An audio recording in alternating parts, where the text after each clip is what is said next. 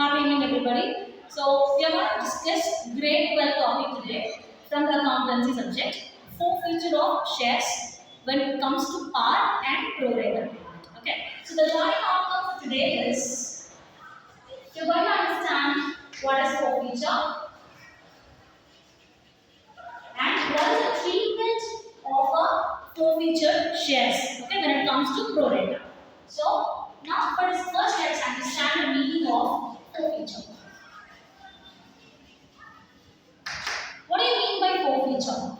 When does a company forfeit a share of a particular shareholder? To answer to this question, forfeiture is nothing but cancellation of shares. I repeat, forfeiture is nothing but cancellation of shares. Why is it mandatory or necessary for a company to forfeit a share? To anyone want answer? Exactly.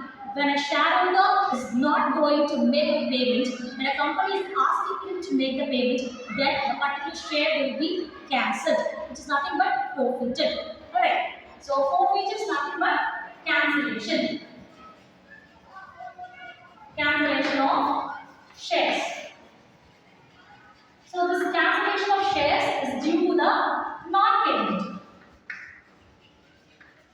Am I clear to you all? So now we go ahead and understand how to work out the problem in this particular case. So let me read the problem for you.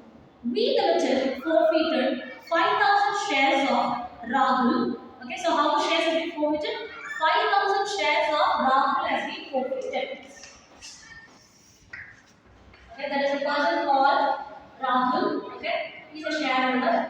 How many shares does he hold? He holds 5,000 shares. So all 5,000 shares has been forfeited, which means he does not make the payment.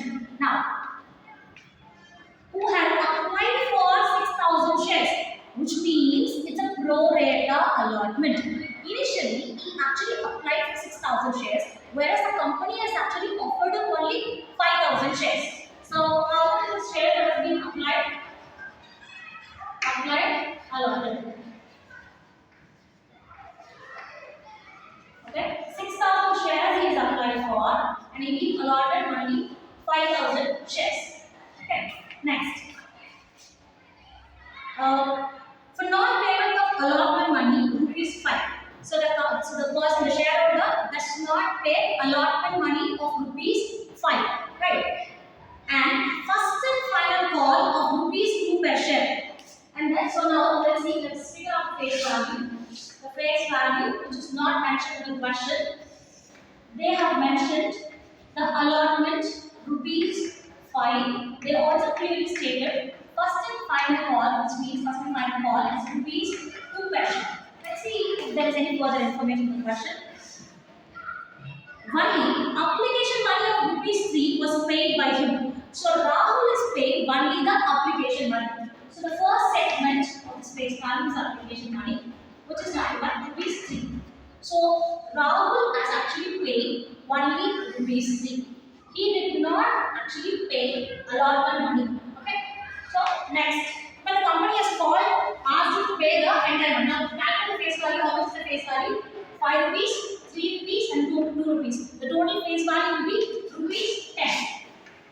Clear? So out of that, this is your segregation. Now, what does the question states? Out of these, 3,000 shares were reissued and rupees 12 per share fully paid.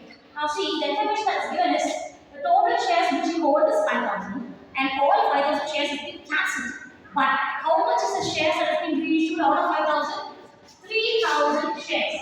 Okay. So 3,000 shares be reissued. Which means, see, you tell me like what kind of reissue this could be. The total shares is 5,000. Okay. Not all 5,000 shares have been reissued. Only part of this 5,000 has been reissued. Which means this particular reissue is what is called as a partial reissue. Am I clear to you all? So there are two different types of reissue. One is complete reissue, another one is partial reissue. And how will you figure out? Based on the number of shares that has been reissued. If it's completely all the shares are reissued, then that's complete reissue. If only part of the shares have been reissued, then that is partial reissue. Clear? Now, how much, for what value the shares has been reissued? per share fully paid. So what does that mean? So what is the face value? Rupees 10. Whereas the shares have been reissued for 12 rupees. Which means the shares have been reissued at a premium. Okay? The shares are reissued at premium. How much is the premium value? 2 rupees is your premium. How did I figure out? 12 rupees minus 10 rupees of your face value, which is nothing but 2 rupees, and the 2 rupees is the premium. Okay. Now let's proceed work out the problem. Okay. So see, listen, just understand this concept like a story. Rahul has actually come applied for shares. How much shares is applied for? 6,000 shares he has applied for. Right. So how much money you will actually pay to my organization? That is as an application fee. So we have discussed. Okay. So he has actually applied for 6,000 shares. I mentioned here. So 6,000. How much is your application money? 3. Right. Into 3. So initially, Rahul would have actually paid 18,000 rupees to your organization. Now, how much is the share that has been allotted to them? The allotted shares are only 5,000. 10,000 shares lesser than what is actually asked for. So 5,000 shares are being allotted to him. So how much money actually you have actually paid? 5,000 to 15,000. Now what is the balance? 3,000. So what is this balance is all about? We are having his money with us. Okay? Whose money is this? Rahul's money. Because he has paid 18,000. He asked for 6,000 shares, but we have offered him only 5,000 shares, and he has to actually pay 15,000. But we have his money of rupees 3,000. What we can do with this money? We can adjust this money when he has to pay the next step, next installment. So what is this next installment that has to be paid? Allotment 5 rupees has to be paid. So now we calculate the allotment. So how much is your allotment? Now that the shares have been issued to him is 5,000. So we will go with this number 5,000 into allotment. How much he has to pay? 5 rupees he has to pay. So 25,000 he has to pay. But we have his money of rupees 3,000 with us in our hands. So can we deduct this amount from this?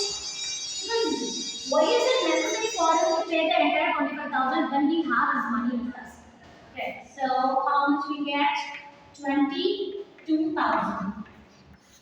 Okay, this is the amount which he actually has to pay, but he did not make the payment. So how much is the amount of shares that you will have? This is not a share, this is the value of the share. So how much value of money that we get forfeited is 22,000. Okay, initially how much he has actually paid? 18,000. Here. Now, so with this understanding, we will proceed with the journal entries. I'll just stop this yellow and then I will see the journal entries because I don't want this, the calculations to one another.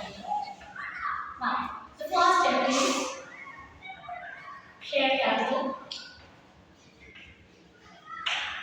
Account return. So just write the format, date, particulars, header, debit, and credit. You can just write here receipt, or let's move this a little bit.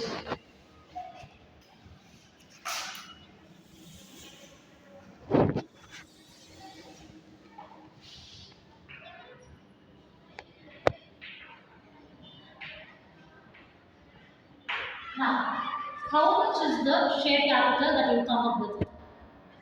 What you have to do is like the number of shares that have been forfeited. Tell me how much is the number of shares that have been forfeited?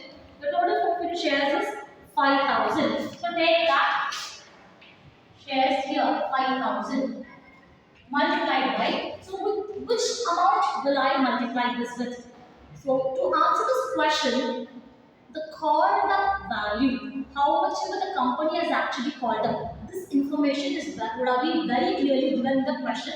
How much the company has actually called, whether the company has called the entire money or they have stopped calling with the derivative. Here the company has actually called the entire money. So we will go with entire 10 rupees face value. So what is the value? 50,000. Next.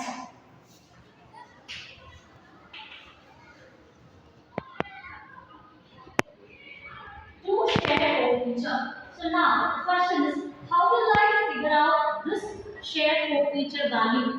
As I already said, forfeiture is nothing but cancellation of shares. Any company will cancel the shares whatever that you have paid. Okay, whatever you paid up to that extent, the amount of that particular shares will be forfeited. So how much actually he has actually paid? 18,000 is the value he has actually paid. So I will go with 18,000 here. Now, so first I will write whatever actually forfeiture. Now, whatever that he did not make the payment, he did not make allotment, share allotment, and then even he did not make the share call as well, share first and final call as well. When it comes to share allotment, so this is the amount that you calculated and figure out. He has to make the payment of 20,000, right? So we'll go with this 20,000 here. You will not calculate it again with the numbers. Instead, you will go with the earlier calculation what you calculated earlier. Now, when it comes to share first and final call, there is no adjustments that have been made. So we will go with 5,000 multiplied by how much is the first and final call value? Right, we will go with that. 5 to the 10. So soon after completing this particular journey, you check whether your debit as well as your credit is matching. If the debit has to match your credit, it will be equal. Now, being shares forfeited. Next, the next entry will be of your reissue entry. So, what will happen when you want to reissue your shares? When you reissue your shares to someone else, you will get money into the organization, right? So, how does you get money into the organization? Bank account, debtor. As I already stated, when I am reissuing the shares, I reissue with a premium amount of rupees 12. Okay, so first balance data to share forfeiture.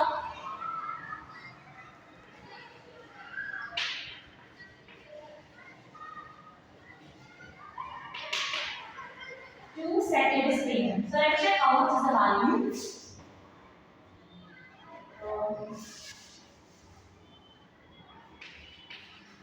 The amount goes to share capital. So how much is the value that I've actually come up with? Shares here I've mentioned as here it is. 3,000 shares have been reissued. So I'll go the same value, 3,000 shares multiplied by 12. Okay. 12 is 36. So how much will be your share capital? 3,000 multiplied by 10. What is your excess? 2 rupees is your excess. 3,000 multiplied by 2. 30,000 plus 6,000. That's it. So here you have reissued your shares for a premium amount. The last entry will be of transfer the forfeiture amount into the capital reserve. Okay. Here how will I count that?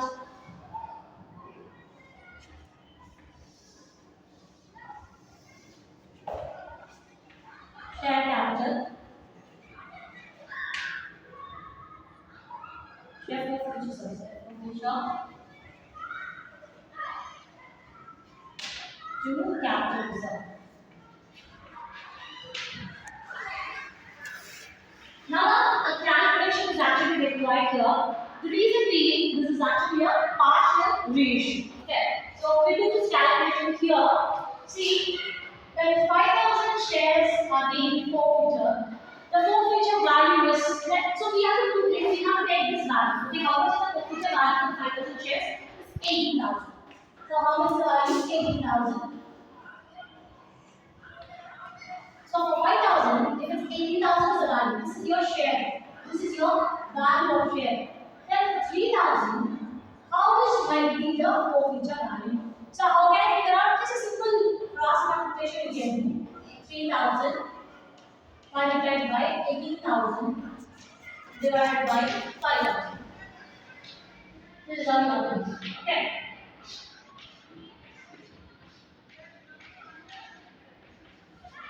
So it's 8 into 6.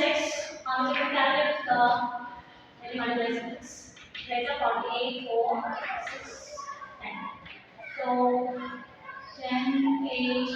is 0. So 10,800 is your capital reserve value. So the thing which you have to keep in mind is if it's premium, you can directly go with the amount at 10,800. In case if the shares are going to be reissued, write the narration here. If the shares are going to be reissued in discount, then you have to deduct the discount value without forgetting it, and then you have to print the amount here. In case the discount of 2,000, in case the discount, then you go with deduct the 2,000 discount, and you whatever the value that you get, you will bring that value here. This is when the difference is not here. Okay, here it's running the premium, so we'll go with the same amount here. Clear? Any doubts? No? Alright.